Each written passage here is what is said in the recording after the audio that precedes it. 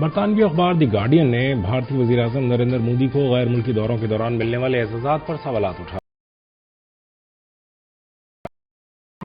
سیشیلز کا guardian of the blue horizon award Modi کی آمد سے صرف 3 روز پہلے متعارف کرایا گیا۔ سرٹیفکیٹ میں غلطیوں اور اے آئی سے تیار ہونے کے خدشات بھی سامنے آئے۔ سیشیلز حکومت نے اعزاز کو مستند قرار دیتے ہوئے وضاحت دی کہ غلط سرٹیفکیٹ صرف ورکنگ ڈرافٹ تھا۔ بھارتی اپوزیشن نے معاملے پر طنز کیا اور بی جے پی نے اسے بھارت کے لیے فخر کا لمحہ قرار دیا۔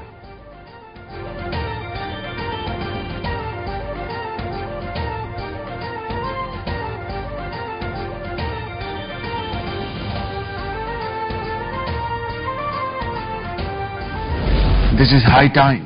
Pakistan, the great sport of my very dear brother President Tayyip Erdogan, has been able to mediate peace between United States and Iran. It wasn't an easy task. Very sincere support from President Tayyip Erdogan along with other friendly and brotherly countries. Türkiye Pakistan کا مضبوط اور مخلص اتحادی ہے۔ دونوں ملکوں کے لازوال رشتے کی ایک تاریخ ہے۔ وزیر اعظم شہباز شریف کا استنبول میں پاکستان ترکیہ B2B کانفرنس سے خطاب۔ کہا ترکیہ نے ہر مشکل گھڑی میں پاکستان کا بھرپور ساتھ دیا۔ صدر رجب طیب ایردوان کی مخلصانہ حمایت سے پاکستان کو ثالثی کے کردار کا موقع ملا۔ کٹھن سفارتی مشن ہرگز آسان نہ تھا۔ امریکہ اور ایران کے درمیان مذاکراتی عمل میں ہم نے خلوص نیت سے کوششیں کی۔ اب ضروری ہے کہ امن کے موقع سے بھرپور فائدہ اٹھائیں۔ اللہ کے فضل سے جنگ بندی ہو گئی ہے۔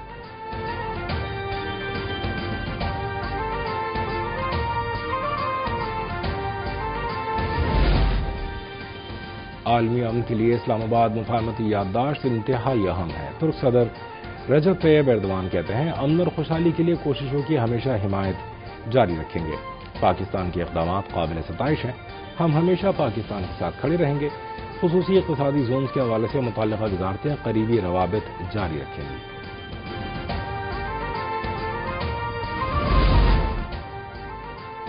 موجودہ دور کی سفارتکاری میں معیشت بھی انتہائی اہم جزو ہے۔ وزارت سرمایہ کاری میں اضافے کے لیے رکاوٹوں کو دور کرنے کے لیے پرعزم ہے۔ وزیر خارجہ اسحاق ڈار نے B2B کانفرنس سے خطاب کرتے ہوئے کہا کہ بدلتی صورتحال کے تناظر میں معاشی شراکت داری کو وسعت دینا ضروری ہے۔ پاکستان اور ترکیہ نے ہمیشہ ایک دوسرے کا ساتھ دیا۔ کاروبار دوست ماحول کی فراہمی ہماری ترجیح ہے۔ IT، کان کنی، توانائی سمیت مختلف شعبوں میں سرمایہ کاری کا خیر مقدم کریں گے۔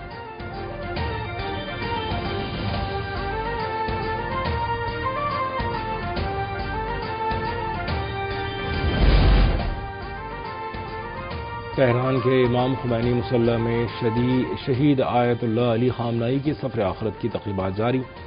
لاکھوں سوگوار اپنے رہبر اعلیٰ کا دیدار کر رہے ہیں۔ صبح 6 بجے دروازے کھولے گئے جو رات 8 بجے بند کر دیے جائیں گے۔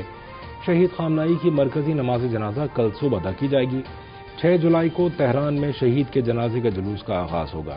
آیت اللہ علی خامنائی کی میت 7 جولائی کو نجف پہنچے گی۔ 8 جولائی کو نجف اور کربلا میں جنازے کے جلوس نکالے جائیں گے۔ 9 جولائی کو شہید علی خامنائی کی تدفین مشہد میں کی جائے گی۔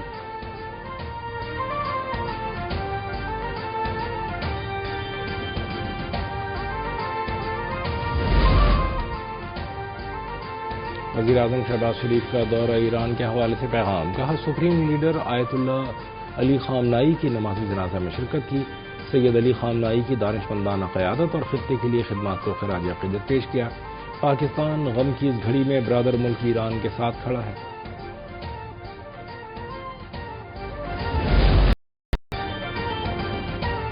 ایران سمجھوتا کرنا چاہتا ہے۔ جنازے کے لیے ہم نے 1 ہفتے کی مہلت دی۔ امریکی صدر کا دعویٰ۔ ڈونلڈ ٹرمپ نے کہا ہم نے ایران کو اس بری طرح نشانہ بنایا وہ سمجھوتا کرنے کے لیے بےتاب ہے۔ امریکہ دنیا کا طاقتور ترین ملک ہے، کبھی کسی بادشاہ کے سامنے نہیں جھکا، اپنے ہمسایوں کی مشکل میں ہمیشہ مدد کی، امن پسند ہے لیکن کسی خطرے کو بھی برداشت نہیں کریں گے۔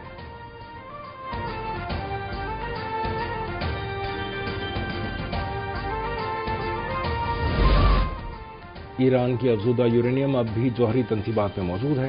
سربراہ IAEA رافیل گروسی کہتے ہیں بعض جوہری تنصیبات کو شدید نقصان پہنچا ہے۔ افزودہ یورینیم کی موجودگی کی تصدیق کے لیے حملوں سے متاثرہ تنصیبات کا معائنہ ضروری ہے۔ IAEA کو حملوں سے قبل یورینیم کی منتقلی کے کوئی نمایاں شواہد نہیں ملے تھے۔ مکمل جانچ کے بعد ہی یورینیم کے ذخائر کی موجودہ صورتحال واضح ہو سکے گی۔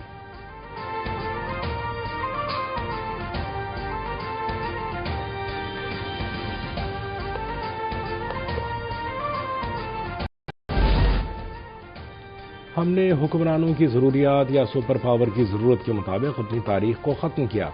موجودہ دور کا نظام تعلیم غیر مؤثر، صرف ڈگری کے حصول۔ دفاع خواجہ آصف کا سیالکوٹ میں تقریب سے خطاب، کہا ہمارے ملک کی زیادہ تر آبادی خواتین پر مشتمل ہے، ان کی تعلیم پر سرمایہ کاری کرنی چاہیے، سوسائٹی میں رول ماڈل بنیں نہ کہ صرف ڈگری حاصل کریں۔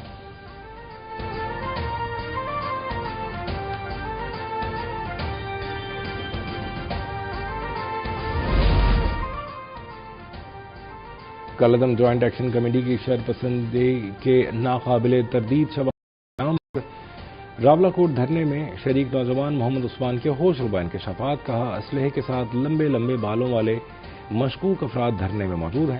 سرغنہ مہران کو ان افراد نے اپنے حصار میں رکھا ہوا ہے۔ دھرنے میں موجود افراد سے گاڑیوں کی چابیاں چھین لی گئیں۔ سرعام منشیات کا استعمال اور خرید و فروخت جاری ہے۔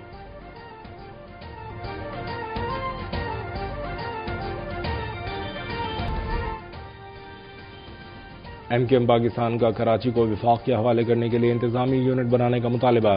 پریس کانفرنس کرتے ہوئے ایم کیو ایم کے سینئر رہنما فاروق ستار کا کہنا تھا کہ کراچی کی تعمیر و ترقی کے حوالے سے ہونے والے معاہدے پر بلاول بھٹو نے دستخط کیے، لیکن بار بار یاد دہانی کے باوجود اس پر عمل درآمد نہیں ہوا۔ پیپلز پارٹی کے ساتھ یہ آخری معاہدہ ہے۔ وزیر اعظم اس معاہدے پر عمل درآمد کے لیے کردار ادا کریں، بصورت دیگر ایم کیو ایم احتجاج کرے گی۔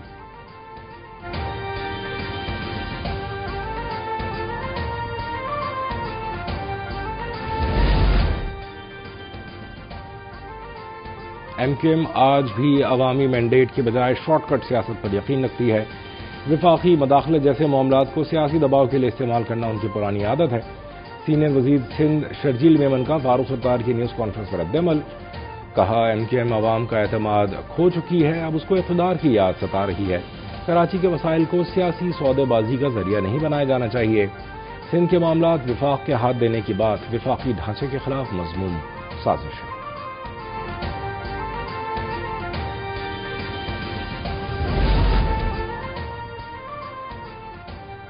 وزیر اعظم کی ٹاسک فورس برائے بحری اصلاحات کی نمایاں کامیابیاں۔ ٹاسک فورس نے بحری شعبے میں مجموعی طور پر 99 اصلاحات کی سفارشات پیش کی۔ 1.5 سال کے قلیل عرصے میں 85 ایکشن پوائنٹس مکمل، دیگر 14 نکات میں سے 11 تکمیل کے آخری مراحل میں، 3 پر طویل مدتی حکمت عملی کے تحت کام جاری۔ بندرگاہوں کے ماسٹر پلان، جہاز رانی، جہاز سازی، شپ ری سائیکلنگ اور ماہی گیری سے متعلق اصلاحات پر عمل درآمد کا آغاز۔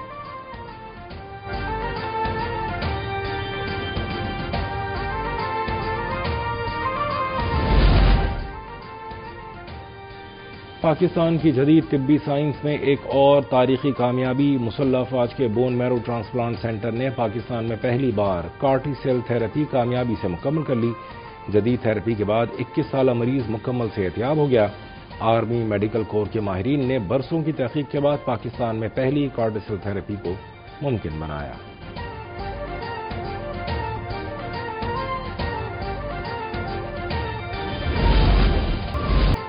اور فیفا ورلڈ کپ میں سنسنی خیز مقابلے کے بعد مصر نے آسٹریلیا کو شکست دے کر پری کوارٹر فائنل میں جگہ بنا لی۔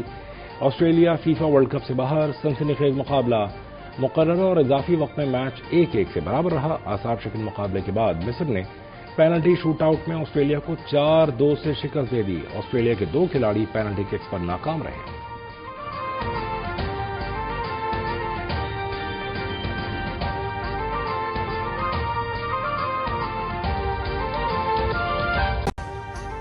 ابھی سبسکرائب کریں تاکہ کوئی خبر رہ نہ جائے۔